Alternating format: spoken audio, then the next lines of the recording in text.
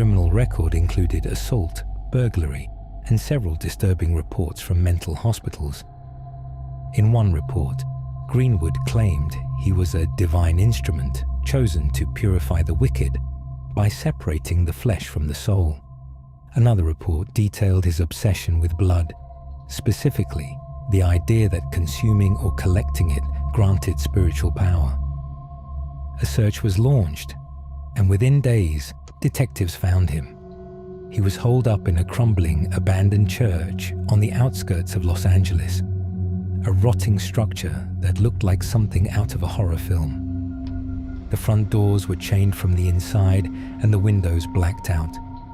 They breached the doors expecting a fight, but inside it was quiet. Vaughn was sitting alone in the main hall, surrounded by candles. Behind him was a makeshift altar. On it, blood-stained clothing, ritual bowls, burnt papers, and a large butcher's knife. He didn't resist arrest. He didn't say a word. He just smiled, like he knew this moment was always going to happen. Inside the church, investigators found evidence linking Greenwood directly to multiple murders. Blood samples, personal items belonging to victims, and handwritten journals filled with grotesque detail. In one entry, he described the feeling of slitting a man's throat as releasing the spirit into the hands of the Father. Another claimed that collecting blood in a circle allowed him to trap the demons that lived inside the sinners. He saw himself as a holy warrior.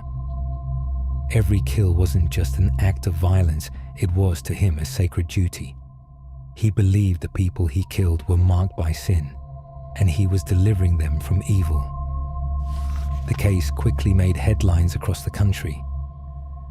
Skid Row's slasher caught, one paper read. But the details were so horrific that even seasoned detectives had trouble processing what they'd uncovered. Vaughn Greenwood was charged with 11 murders, though some investigators believed the true number was higher. At least 2 earlier killings in Chicago shared his signature.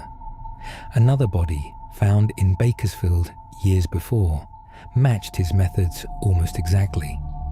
But Greenwood never confessed to anything beyond the ones they had proof for. In court, he was a spectacle. Calm, smiling, occasionally whispering to himself or staring into the distance, like he was listening to someone only he could hear. When the judge asked him if he had anything to say, Greenwood simply replied, "They're clean now. I did my job." He was found guilty and sentenced to life in prison. He would never walk free again. Behind bars, Greenwood remained a mystery.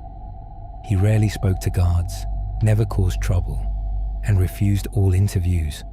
For years, he sat quietly in his cell, writing in notebooks that were never allowed to leave the prison.